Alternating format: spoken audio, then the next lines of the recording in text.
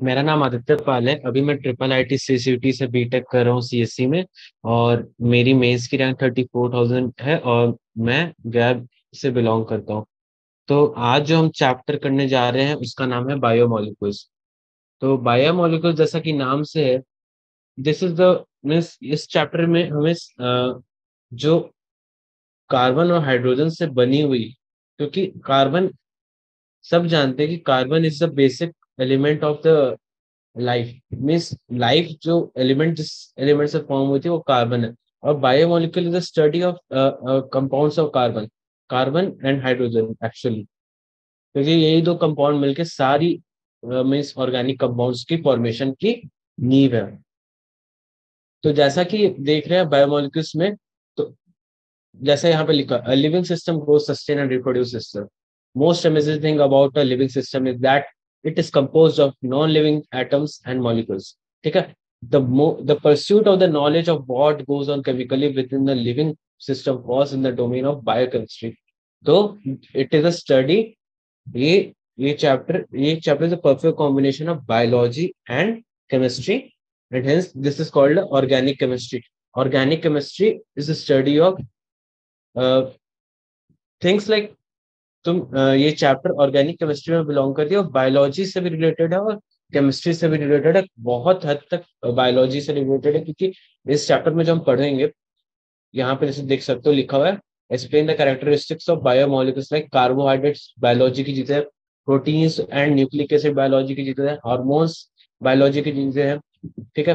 Vitamin, proteins, nucleic acid, vitamin, सारी biology, DNA RNA biology की चीज है। और role of biomolecules in biosystem, पूरी चीजें बायोलॉजी के ऊपर है और इसको परफेक्टली लिंक किया है केमिस्ट्री के थ्रू।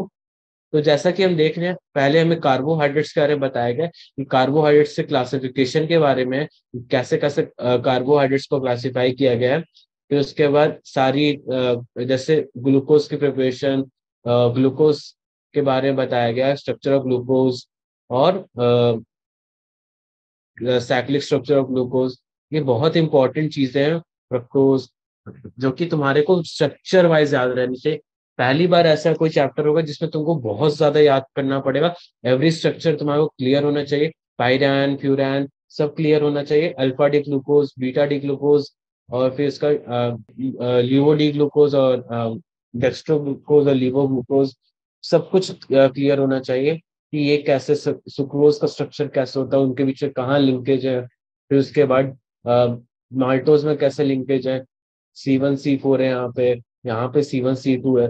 तो ये सब चीजें बहुत इंपॉर्टेंट होती है और इन सबको याद रखना। जैसे इसमें लैक्टोज में देख रहे हो आप, इसमें C1C4 है, बट ये इनवर्स, यहाँ पे इनवर्स लिंकेज है। यहाँ पे हम लोग का स्ट्रेट लिंकेज हो रहा था, बट यहाँ पे हमारी इनवर्स लिंकेज है। ठीक है। तो लिंकेज C1 है C2 4। ठीक है। ये भी एक, ये रिड्यूसिंग शुगर है। यहाँ पे ये भी है रिड्यूसिंग शुगर, ये माल्टोज रिड्यूसिंग शुगर है, बट सुक्रोज हमारा इन्वर्ट शुगर होता है। ठीक है। तो वो चीज हमें याद रखनी है। फिर उसके बाद हमें पॉलीसैकेराइड से, स्टार्च, स्टार्च अमाइलोज अमाइलोपेक्टिन से कंपोजिट होके बना रहता है। अमाइलोज का स्ट्रक्चर ये है, अमाइलोपेक्टिन का कॉम्प्लेक्स स्ट्रक्चर है। ठीक है। और वही सेल्यूलोज होता है, सेल्यूलोज का भी सिंगल स्ट्रक्चर है। हमारा वो क्या होता है, पॉलीसैकेराइड है, ग्लूकोज यूनिट का C1C4 लिंकेज। तो ये भी एक स्ट्रेट स्ट्रक्चर ही है। ठीक है। अब इम्पोर्टेंस ऑफ कार्बोहाइड्रेट्स के बारे में जैसे बताया हुआ है कि कार्बोहाइड्रेट्स के हमारी लाइफ में क्या इंपॉर्टेंस है, सब कुछ है। फिर हमारी ये पहली पार्ट खत्म हो गया, हम फिर प्रोटीन्स पे आते हैं। प्रोटीन्स में हमें अमीनो एसिड का पढ़ना है, एसेंशियल अमीनो एसिड और फिर नॉन एसेंशियल अमीनो एसिड्स।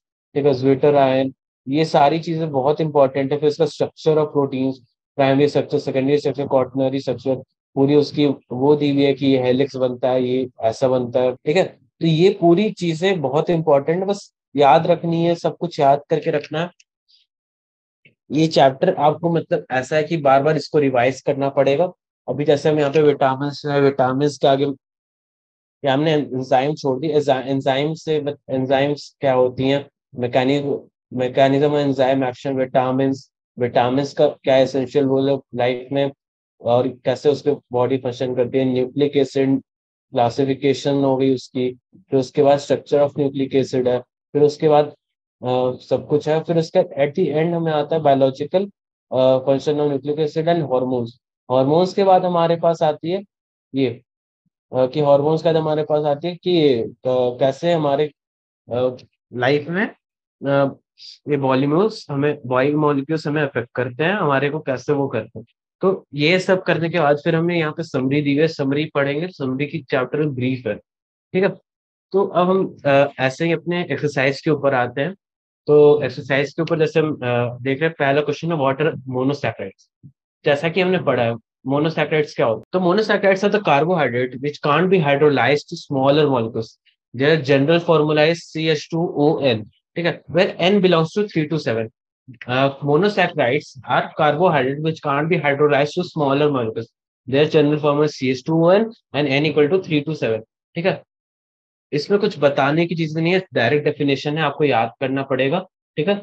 और monosaccharides are divided into two types. एक होता है एल्डिहाइड पार्ट होता है एक का, और एक का कीटो पार्ट होता है। एल्डिहाइड पार्ट को हम लोग एल्डोसिस बोलते हैं, और कीटो पार्ट को हम कीटोसिस बोलते हैं, ठीक है। अब they are further classified as trioses, tetroses, pentoses, hexoses and heptoses according as they contain 3 4 5 6 7 carbon atom. For example, ये अपना हो गया CH2OH, ये अपना कीटोसिस वाला हो गया, ये अपना एल्डोसिस वाली होगी, ठीक है। ये एल्डिहाइड ग्रुप है, ये कीटो ग्रुप है ना। अब हमारा नेक्स्ट क्वेश्चन आता है वाटर रिड्यूसिंग शुगर। तो रिड्यूसिंग शुगर क्या होता है। रिड्यूसिंग शुगर होता है are those which can act as reducing agent. They contain in them reducing group which may be aldehydic और कीटोनिक। या तो CHO ग्रुप हो सकती है या फिर COO वाली ग्रुप होगी, ठीक है। The characteristic reaction of reducing sugar are with Tollens reagent and Fehling's solution. तो जो टॉलेंस रिएजेंट होता है और क्वेलिंग सॉल्यूशन होता है, उसके साथ ये वाइट सिल्वर वाइट पीपीटी देती है, ठीक है, रिड्यूसिंग शुगर वाली जो भी होती है। और ये हमें व्हाइट कलर की पीपीटी देती है। और non reducing does not give this reaction. For example, glucose, fructose, lactose etcetera are reducing sugar, and sucrose ऐसे बना is regarded as non reducing sugar because both glucose and fructose are linked through their aldehydic and ketonic goes by glycosidic linkage। क्या होता है sucrose में, जो अपना glucose है और फ्रक्टोज का जो भी एल्डिहाइडिक और कीटोनिक पार्ट है, वो हमारा ग्लाइकोसिडिक लिंकेज के वजह से लिंक रहता है, उसके कारण वो रिएक्शन नहीं कर पाता। This groups are not free sucrose is non reducing sugar, ठीक है। अब हमें यहाँ पे पूछा जा रहा है क्वेश्चन नंबर थर्ड में, write two main function of carbohydrates in plants. तो हमें पूछा जा रहा है कार्बोहाइड्रेट इन प्लांट्स के दो मेन फंक्शन। तो दो मेन फंक्शन क्या हो गए carbohydrates in plant. Two main function are, first structure material of plant cell wall. जो अपना जो प्लांट पेड़ होता है, पेड़ के जो वॉल्स होते हैं, वॉल्स जो पेड़ के वॉल्स होते हैं, पौधों के वॉल्स मतलब वो होते हैं। वॉल्स मतलब एक तो मोटी होती है पेड़ की, और वो पौधों की पतली होती है। तो दोनों चीज यहाँ पे ना सेल्यूलोज से बनी रहती है। सेल्यूलोज क्या होता है, कार्बोहाइड्रेट का फॉर्म। मैंने बताया सेल्यूलोज क्या चीज से बना है, अमाइलोपेक्टिन और अमाइलोज के कॉम्बिनेशन से बना है। Amylopectin has a complex structure, amylose has a single strand structure, okay, ठीक है।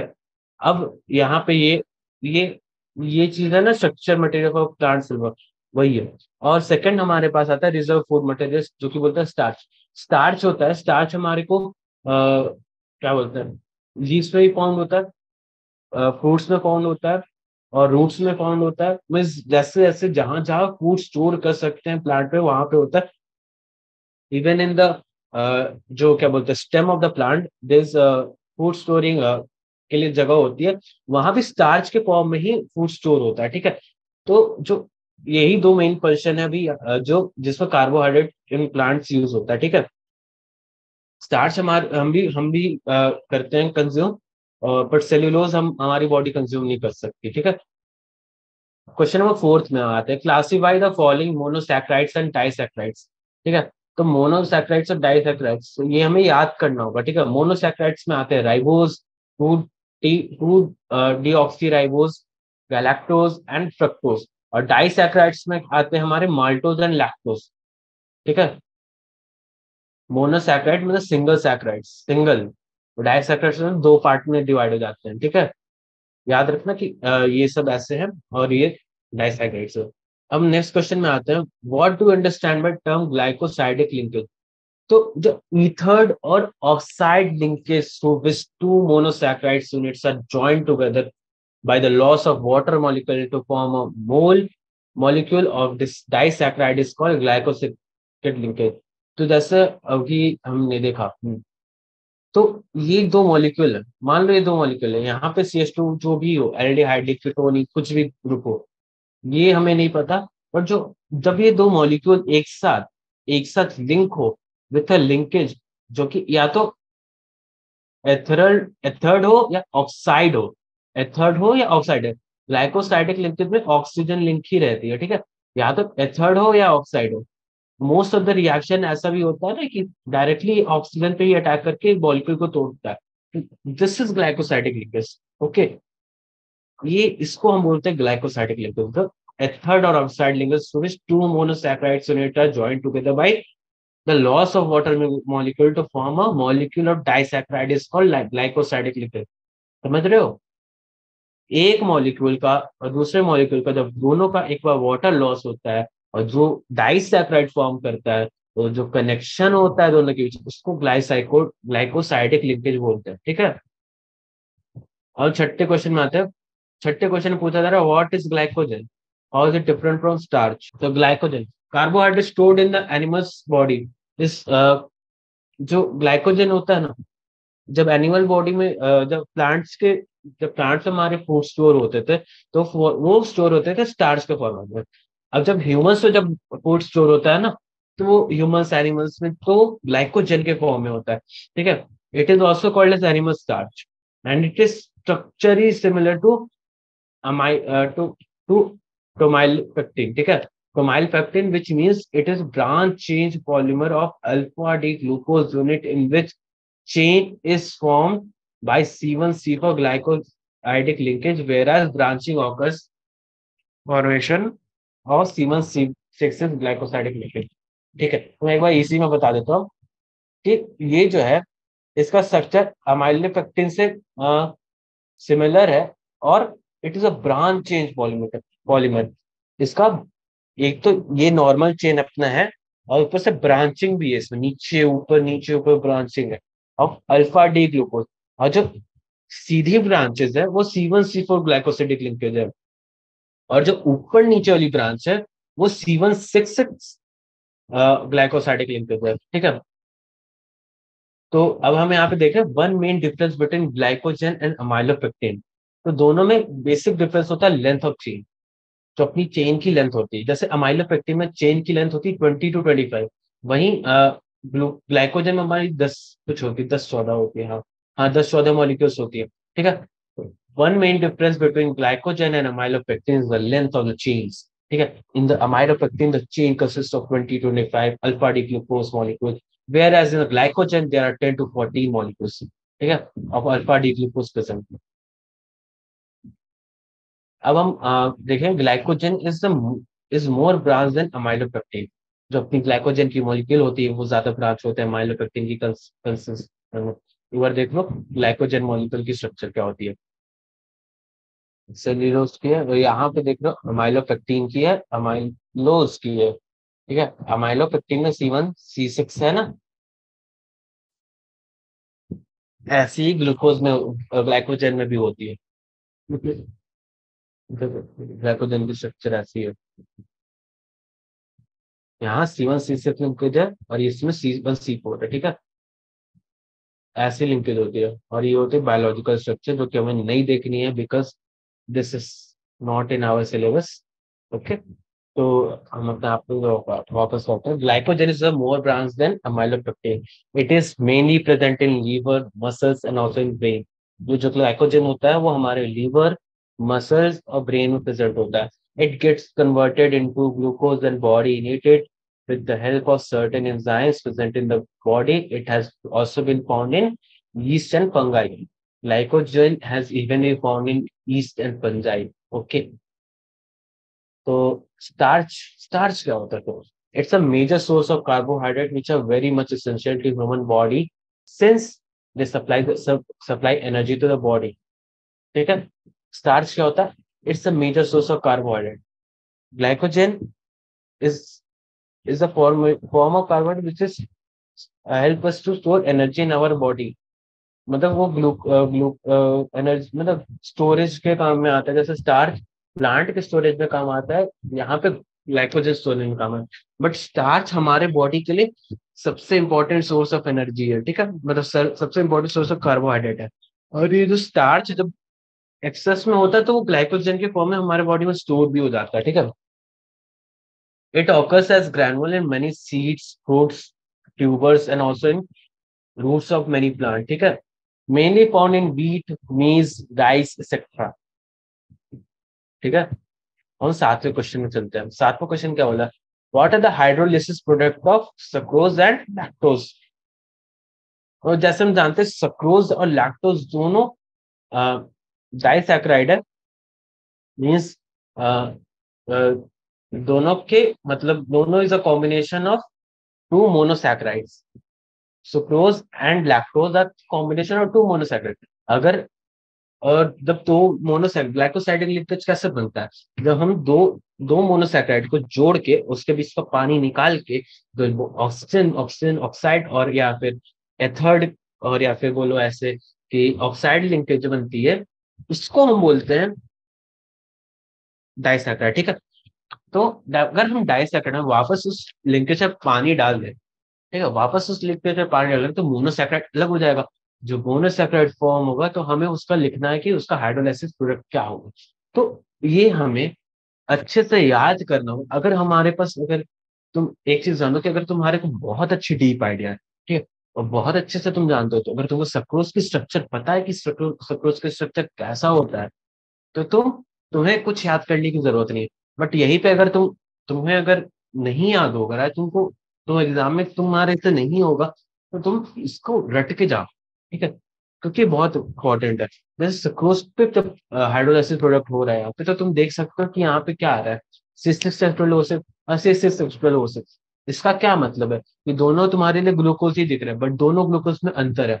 एक होगा डी डीवो डी लीवो ग्लूकोज और डी, एक लीवो होगा एक डेस्ट्रो होगा, ठीक है।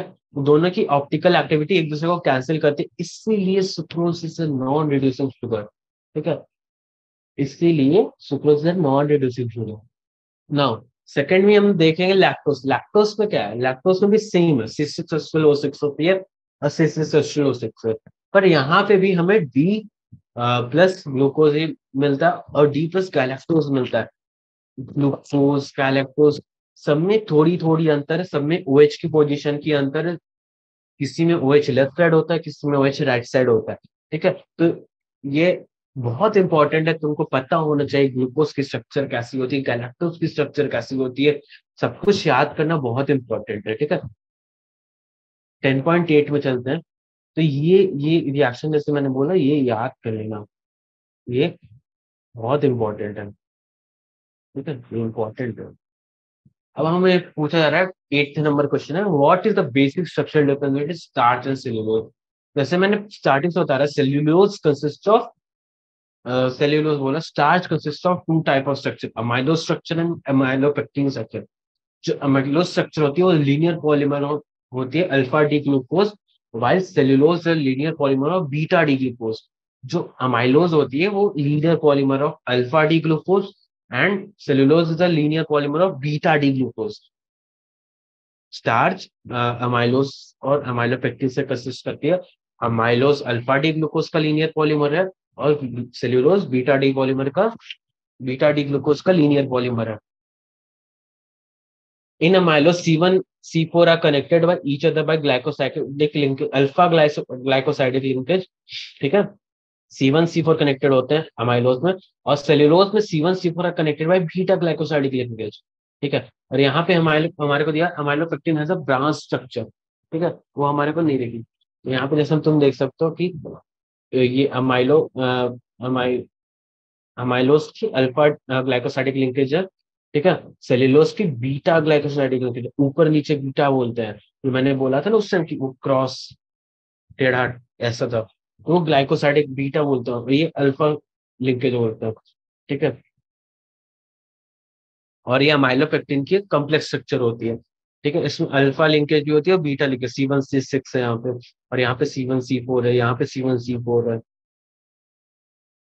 और नाइन्थ क्वेश्चन में मैं पूछ रहा हूँ, what happens to D glucose when it is treated with following reagent, first HI, second bromine water, third HNO3।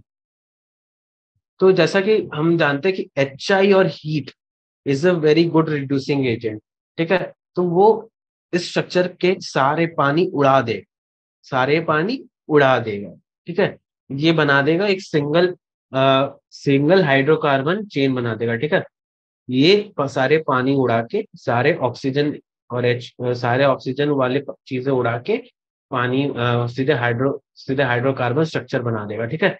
Br2H2O, ये भी ये जो हमारी जो एल्डिहाइडिक ग्रुप है ऊपर में, ठीक है, वो एल्डिहाइड ग्रुप को ऑक्सीडाइज करके कार्बोक्सिलिक ग्रुप में बना देगा, उसको जो ग्लूकोज है उसको ग्लूकोनिक एसिड में कन्वर्ट कर देगा, ठीक है। Br2H2O एक ऑक्सीडाइजिंग एजेंट है, वो इसको ऑक्सीडाइज कर देगा। और नेक्स्ट हमारा है HNO3 which is a better oxidising agent than Br2H2O, ठीक है। उससे ये ज्यादा ऑक्सीडाइज करके ये हमें ऊपर और नीचे दोनों जगह कार्बोक्सिलिक ग्रुप डाल देगा और इसको सैकारिक एसिड बना देगा। क्या बना देगा? सैकारिक एसिड, ठीक है। आपको स्ट्रक्चर्स और नाम बिल्कुल अच्छे से on the tip of your tongue होने चाहिए। क्या होने चाहिए? On the tip of your tongue, ठीक है। यहाँ पे मैंने लिखी हुई convert to NXN first case में, second converted to gluconic acid, third converted to saccharic acid. क्या converted to saccharic acid, second में क्या converted to gluconic acid, first में क्या? N-हेक्सेन का हाइड्रोकार्बन। ओके, टेंथ क्वेश्चन में, तो टेंथ क्वेश्चन हमें बोल रहा है कि enumerate the reaction of D-glucose which can't be explained by its open chain structure। तो जो ओपन चेन स्ट्रक्चर होता है ग्लूकोज का, ग्लूकोज नेचुरली फाउंड होता है क्लोज स्ट्रक्चर, ठीक है, जो हमने अभी देखा था, जो हमने सुक्रोज का ऊपर स्ट्रक्चर देखा था, हम भले ही उसको C6H12O6 ऐसे पढ़े, ठीक है, उसको हम लिखने के लिए हाइड्रोकार्बन चेन फॉर्म में लिख दें, बट जो नेचुरली जैसे प्रेजेंट है, नेचुरली वो एक क्या बोलते हैं, बेंजीन रिंग टाइप नहीं होती, बेंजीन, हेक्सेन रिंग फॉर्मेट में रहती है, ठीक है। क्योंकि उसका बहुत अच्छा रीजन है कि जो वो हेक्सेन रिंग स्ट्रक्चर है वो काफी स्टेबल होती है ग्लूकोज के लिए, ऊपर से जो रिएक्शंस होती है, the chain they are forming, वो उसका ओपन चेन स्ट्रक्चर में नहीं बन सकता, ठीक है। ओपन चेन स्ट्रक्चर भी फाउंड होता है, ठीक है, पर वो 1-2% होता है, mostly they are in a close chain format.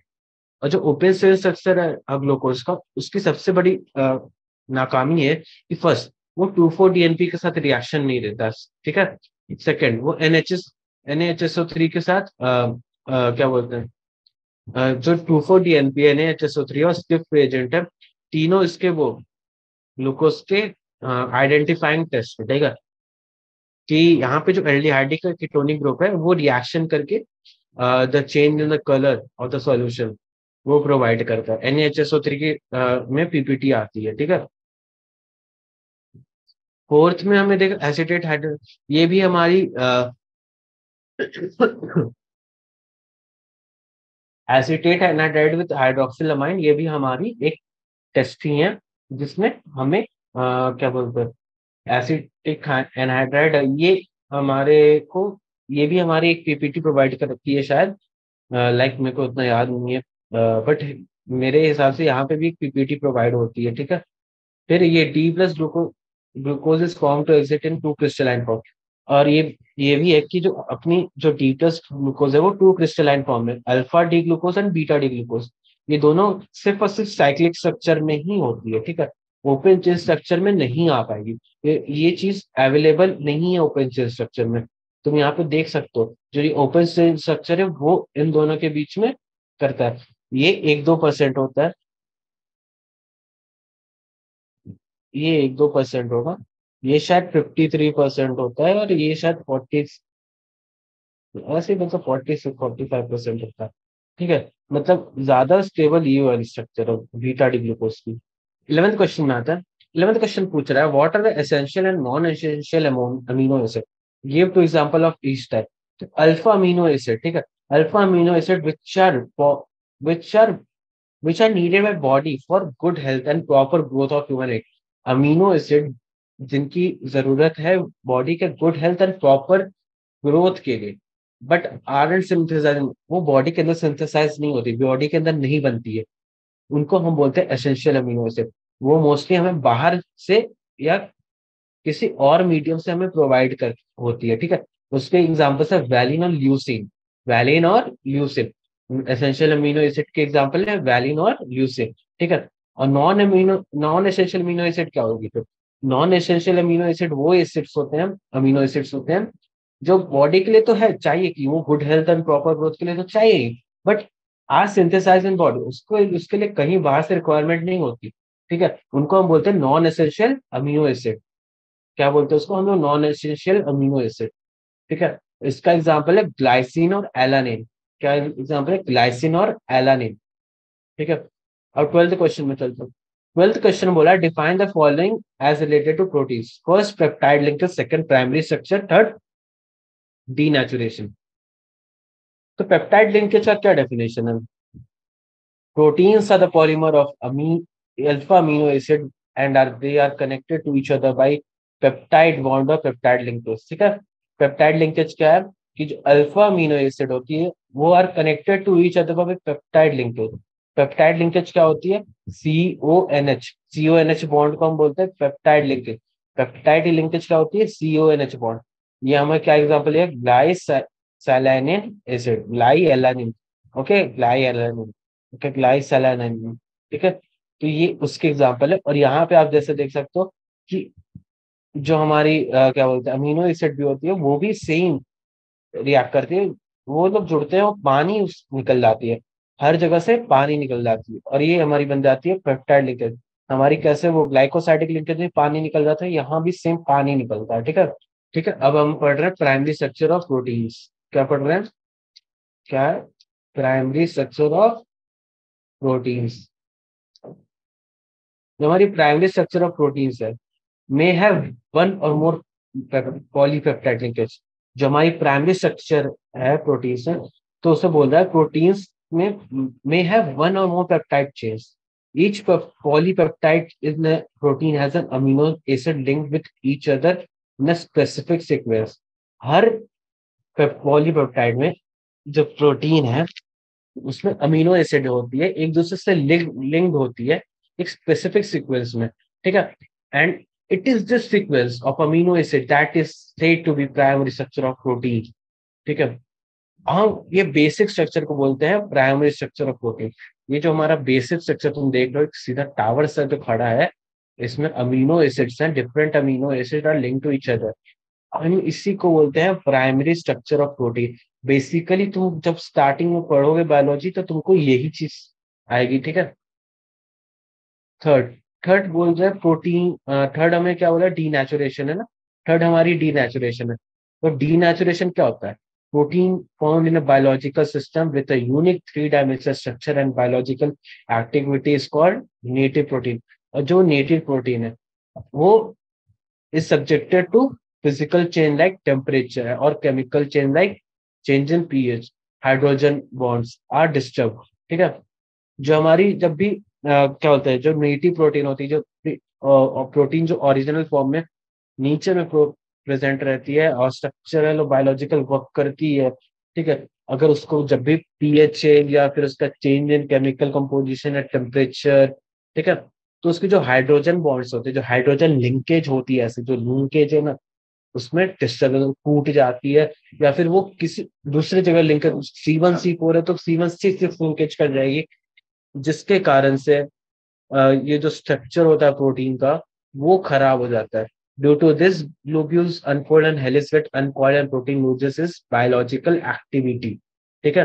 This is called denaturation protein. इसको हम लोग क्या बोलते हैं? डीनेचुरेशन, ठीक है। जैसे ड्यूरिंग डीनेचुरेशन सबसे इंपॉर्टेंट पॉइंट है secondary and tertiary structures are destroyed but primary structure remain intact. DNA का प्राइम जो प्रोटीन का प्राइमरी स्ट्रक्चर होता है वो हमेशा इंटैक्ट रहता है, भले ही उसका सेकेंडरी और टर्शरी स्ट्रक्चर डिस्ट्रॉयड है। अब coagulation of egg white on boiling is a common example of denaturation. You know that egg is a single cell, ठीक है। egg is a single cell.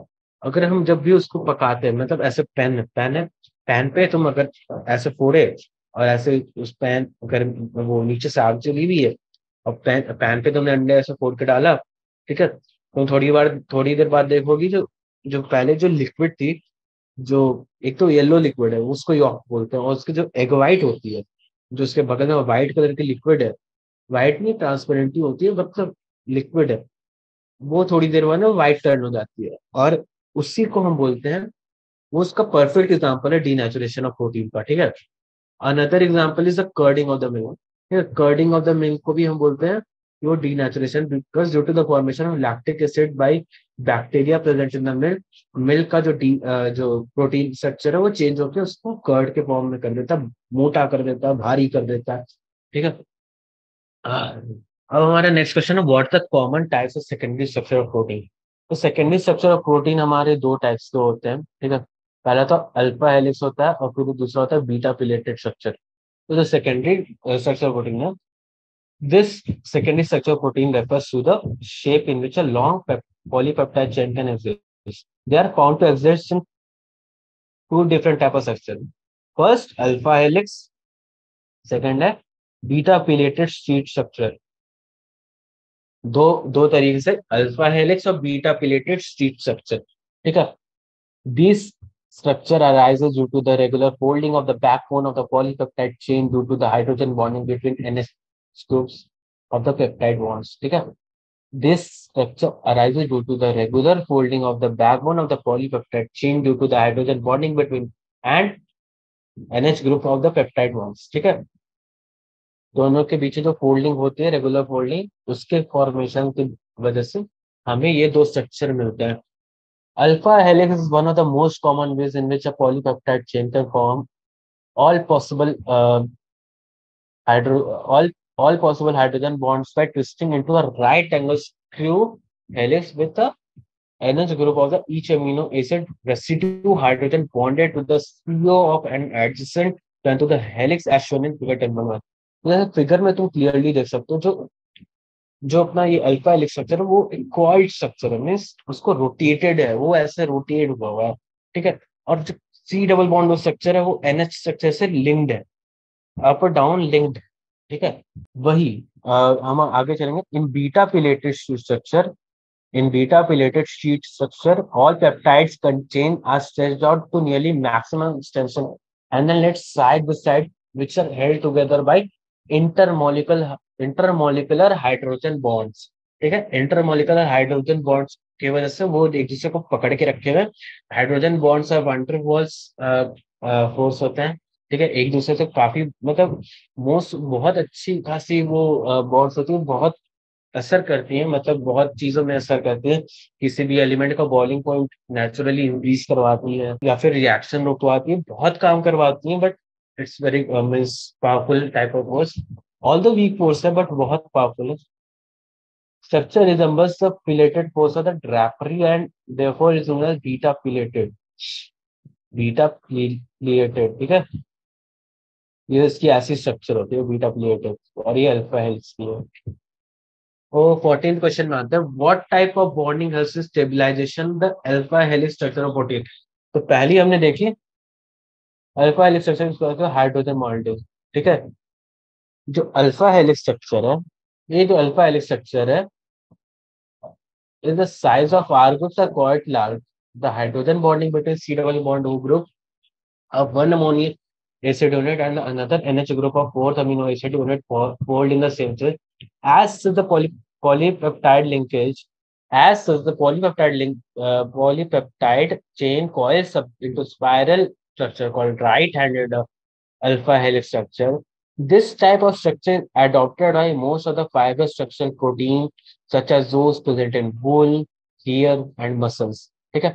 These proteins are elastic, that is, they can be stretched during this process. The weak hydrogen bond causing the alpha helix structure are broken. This tends to increase the length of the helix like a spring. On releasing the tension, the hydrogen bonds are reformed, giving back their original helix. ठीक है। Basically बोल रहा है कि यहाँ पे जो bonds होती है, एक तो जो अमीनो एसिड्स के बॉन्ड है वो तो रहेंगे। सेकेंडली जो स्ट्रक्चरल हमने रोटेट की भी है, ठीक है, वो स्ट्रेचर बॉन्ड्स है। और थर्ड हमारे होते हैं जो सी डबल बॉन्ड हो और एनएच ग्रुप के जो हाइड्रोजन बॉन्ड्स फॉर्म हो रहे हैं, जो कि स्ट्रक्चर मेंटेन करके रखते हैं, जो कि मतलब खींचने पे भी वापस उसी ओरिजिनल स्टेट पे इंटैक्ट ले आते हैं, वो होते हैं हाइड्रोजन बॉन्ड्स। ठीक है। अब हमें बोला था differentiate between globular and fibrous protein. Globular protein क्या होता है? ठीक है, this structure result when the chain of polypeptide coils around two give a spherical shape. जब हमारे जो पॉलीपेप्टाइड्स के चेन होते हैं वो कॉइल करके एक स्फेरिकल शेप देते हैं, तो उसको बोलते हैं ग्लोबुलर प्रोटीन। ठीक है, these are usually soluble in water. Insulin and albumins are the common example of globular proteins. ठीक है, वही फाइब्रस प्रोटीन क्या होती है? फाइब्रस प्रोटीन होती है when the polypeptide chains run parallel are held together by hydrogen bonds and disulfide bonds, then fiber-like structure is formed. Such proteins are called generally insoluble in water. ठीक है, some common example है keratin. Keratin जो बाल में present होता है, keratin shampoo करते हो। ठीक है, and myosin present in muscle. Myosin एक्टोसिन, मायोसिन मसल्स में होती है। ठीक है। How do you explain the amphoteric behaviour of amino acid? Amino acid contains an acidic group and a basic amino group in the same molecule. एक amino acid में एक acidic side होता है, एक बेसिक साइड होता है। कैसे इंसान के दो चेहरे होते हैं, वैसे ही अमीनो एसिड है, एक साइड बेसिक है, एक साइड एसिडिक है। In aqueous solution they neutralize each other. जब भी वो पानी में जाते हैं, एक्वस सॉल्यूशन में जाते हैं, एक दूसरे को न्यूट्रलाइज कर देते हैं। H+OH- लगा के पूरा अच्छे से, मतलब दही मक्खन लगा के अपने आप को न्यूट्रलाइज कर लेते हैं। Carboxyl group loses a proton. ठीक है, जो कार्बोक्सिल ग्रुप होता है, while the amino acid accept, जो कार्बोक्सिल ग्रुप होता है वो प्रोटॉन लूज करता है और अमीनो एसिड को एक्सेप्ट करके एक डाइपोलर आयन के का फॉर्मेशन करता है, जिसको हम बोलते हैं ज्विटर आयन। ठीक है, ज्विटर आयन, हाँ देखो, ट्विटर नहीं है, ज्विटर है। ठीक है, ज्विटर आयन, ये जो कार्बोक्सिल ग्रुप है अपना, ये एक क्या बोलते हैं, जो कार्बोक्सिल ग्रुप है वो एक प्रोटॉन लूज करता है और इसको देता है। ठीक है, कार्बोक्सिल ग्रुप ने एक प्रोटॉन लूज करके एक इसको देता है हमारे अमीनो ग्रुप को, और वो एक्सेप्ट करता है और ज्विटर आयन की फॉर्मेशन करता है। ये देख लो, ये कार्बोक्सिल ग्रुप है, इसने अपना एक प्रोटॉन उसको दिया, और यहाँ पे क्या हुआ कि इधर से इस पे भी गया। ठीक है, तो जब इसमें जाना था तो पहले इसने एक एच डोनेट किया यहाँ पे, और ये एक एन प्लस हो गया, और इसको फिर यहाँ से आर में धक्का मार के एक एच बाहर निकाल दिया। ठीक है, फिर उसके बाद ये ज्विटर आयन की देख लो, ज्विटर आयन फेज चेंज कर रहा है, कभी निगेटिव में आ जा रहा है, कभी पॉजिटिव में आ जा रहा है। It is the function of zwitter ion. ठीक है, 17 water enzymes. Enzymes are the biocatalyst which speed up reaction in biosystem. They are very specific and selective in their action. Chemically majority of enzymes are proteins. Enzymes biocatalyst होते हैं। ठीक है, enzyme biocatalyst होते हैं जो speed up reaction in the biosystem, और they are mostly proteins. ठीक है। सेकंड 18 क्वेश्चन है, what is the effect of denaturation of the structure of protein? तो जो इफेक्ट ऑफ डीनेचुरेशन होता है, पहले तो hydrogen bonding is disturb and a protein loses their biological activity. पहली इफेक्ट यही होती है कि hydrogen bonding is disturb and the protein loses their biological activity. Secondly होती है कि जो टर्शरी एंड सेकेंडरी स्ट्रक्चर होती है प्रोटीन की, वो डैमेज हो जाती है, वो डिस्ट्रॉयड हो जाती है। भाई प्राइमरी स्ट्रक्चर इंटैक्ट रहे, बट टर्शरी और सेकेंडरी स्ट्रक्चर जब वो उसकी डिस्ट्रॉय हो जाती है, it loses its biological activity again. Okay. 19th question है, how are vitamin classified? Name the vitamin responsible coagulation blood. Class vitamin को दो तरीके से क्लासिफाई कर सकते हैं basis of the solubility. Water soluble vitamin है, फैट soluble विटामिन। तो फैट soluble विटामिन होते हैं which are soluble in fat and oils but are insoluble in water. ठीक है, जो इनसॉल्युबल इन वाटर होते हैं which are soluble in fat and oils but are insoluble in water are kept in this group. हम बोलेंगे इसमें vitamin A A D E के। ठीक है, ए डी ई के, ए डी ई के, ए डी ई के, ये होते हैं fat soluble vitamin. They are stored in liver and adipose. ठीक है, एडिपोज टिश्यू। जो वाटर soluble विटामिन होते हैं B B group vitamin and vitamin C are soluble in water, so they group together. Water soluble vitamins must be supplied regularly in the diet because they are readily excreted by urine and cannot be stored in the body except vitamin B12 in our body. Vitamin B12 अपने body में खुद से बनता है. Vitamin K is responsible for coagulation of blood. ठीक है. Vitamin K is responsible for coagulation of blood. Why are vitamin A and C essential to us? ये very important. Vitamin A और सी एसेंशियल क्यों है? जब तक हमें उसके ऊपर डेफिशिएंसी पे डिजीजेस नहीं पता होगा, तभी जानेंगे कि क्यों एसेंशियल है. तो जैसे deficiency of vitamin A causes xerophthalmia. ठीक है, xerophthalmia, hardening of cornea of eye. आपने हमारी आई की कॉर्निया बहुत सॉफ्ट होती है. It helps in the perfect vision and movement. ठीक है. और जो क्या होता है अपने को नाइट ब्लाइंडनेस, रात में ना दिखना, ये विटामिन ए की डेफिशिएंसी से होती है. और इम्पोर्टेंट सोर्सेज क्या होते हैं? Fish liver oil, carrots, butter and milk. ठीक है, विटामिन ए की इम्पोर्टेंट सोर्स है. डेफिशिएंसी ऑफ विटामिन सी क्या करता है? स्कर्वी कॉज करता है, जिसमें हम बोलते हैं ब्लीडिंग गम्स. हमारे दांतों के बीच में जो मसूड़े होते हैं, मसूड़ों से खून निकलना, उस खून में स्कर्वी विटामिन सी की डेफिशिएंसी से होता है. और इम्पोर्टेंट सोर्सेज होते हैं साइट्रस में, आंवला, ग्रीन लीफी वेजिटेबल्स. ठीक है. 21 क्वेश्चन पे आते हैं. तो what are nucleic acid? Mention two important question. तो जो न्यूक्लिक एसिड होता है, the particle in nucleus of the cell responsible for hereditary are called chromosomes which are made up of protein and other type of biomolecule called nucleic acid. Nucleic acid क्या है? ये एक chromosomes है जो made up of protein and other type of biomolecules. ठीक है. तो two important function में क्या है? पहले तो transmission of DNA from one two मतलब फ्यूचर जनरेशन, जिसको बोलते हैं हेरिडिटरी मटेरियल, जीन्स ट्रांसफर करना उस डीएनए का काम है.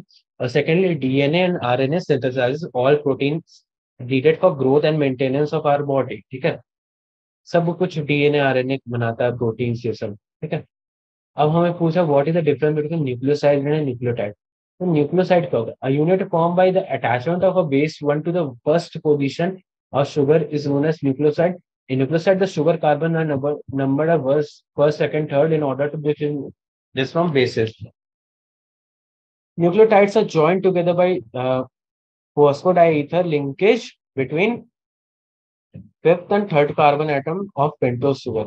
यहाँ देखो फिफ्थ और थर्ड कार्बन एटम के बीच में यहाँ पे जो क्या बोलते हैं फॉस्फोडाइस्टर लिंकेज है, हम उसको बोलते हैं न्यूक्लियोटाइड्स. और जो फर्स्ट कार्बन होता है, ठीक है, first position of sugar is known as nucleoside. ये न्यूक्लियोसाइड है. Okay. Two strands of DNA are not identical but are complementary. Explain. जो दो स्ट्रैंड्स होते हैं डीएनए के, वो are not equal but are complementary. ठीक है. When nucleic acid have a secondary structure also.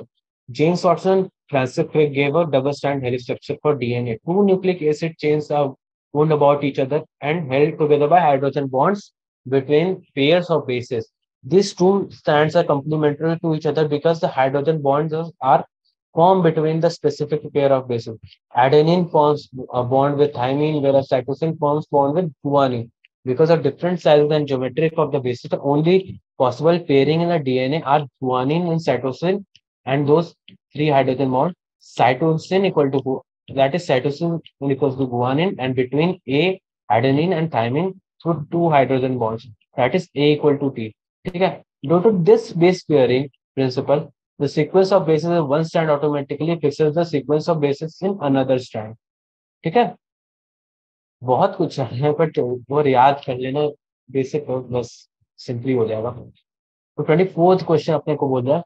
अपना 23rd क्वेश्चन था, 24th क्वेश्चन है. What are two important structure and functional differences between DNA and RNA. तो DNA और RNA में दो functional structural difference और फंक्शनल डिफरेंस क्या है? तो फर्स्ट डीएनए में स्ट्रक्चरल डिफरेंस से बात करेंगे.